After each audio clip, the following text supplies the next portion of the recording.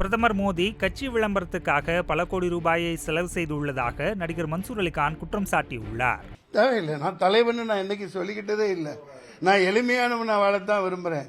சாதாரணமாக கடலை வாங்கி தின்னுக்கிட்டு ரோட்டோரம் நடந்து போவேன்.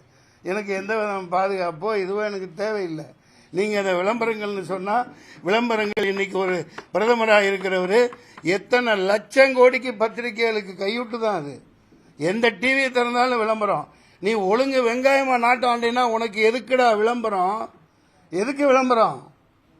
பாரத பிரதமரை கேட்கிறேன், அந்த ஆளுங்கட்சின்னு கேட்கிறேன். கூஜா தூக்கிறதுக்கு பல்லாயிரக்கணக்கான டிவி வச்சிருக்கீங்க. எவங்க அப்ப முட்டு காசு? எவங்க அப்ப முட்டு காசு? எதுக்கு இந்த விளம்பரம் பண்றீங்க? நீ ஒழுங்கு வெங்காயமா ஆட்சி ஆண்டாக்க அங்க இருந்து ஓட்டு போடுங்கன்னா போட போறாங்க. காகிதம் இல்ல படுத்துக்கிட்டு கேரளாவில் எம்பியா ஜெயிக்கலையா? பசுமன் முத்துராமலிங்க ஜெயிக்கலையா? எம்ஜிஆர் ஜெயிக்கலையா? வாருங்கள் ஐயா, இங்க உட்காருங்க. செல்லப்பாண்டியன் அவர்களே, செல்லப்பாண்டியன் எனது கொள்கை பரப்பின் மாவீரர். செய்திகளை உள்ளது உள்ளபடி தெரிந்து கொள்ள ரெஃப்ளெக்ட் நியூஸை சப்ஸ்கிரைப் பண்ணுங்க.